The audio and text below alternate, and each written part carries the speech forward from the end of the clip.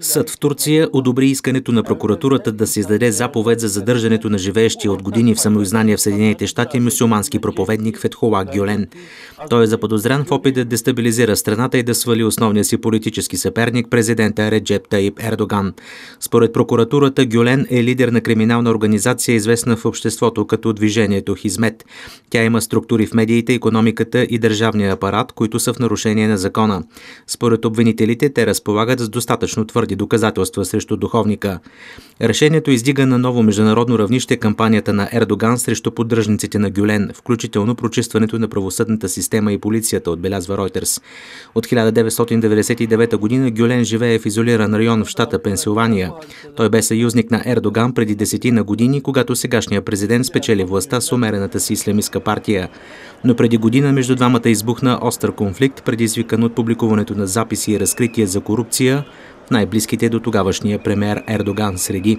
Турските съдилища отвърлиха всички обвинения за корупция, което предизвика критики в страната и на Запад, че Ердоган отнема независимостта на правосъдната система. Според президента, гюленистите са национални предатели и терористи.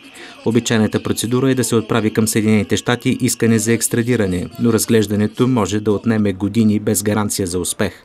В неделя в Турция беше проведена полицейска операция, при която бяха задържани редица журналисти от опозиционни медии, за които се предполага, че са приближени на Гюлен.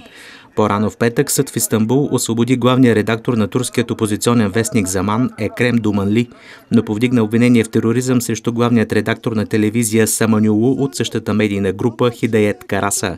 На Думанли обаче е наложена забрана да пътува в чужбина преди началото на процеса срещу него. Свидетелствахме пред прокурорите цяла нощ. Накрая попитах прокурора дали причината за задържането ми са двете статии, публикувани в Заман, и един телевизионен репортаж. Той отговори утвърдително.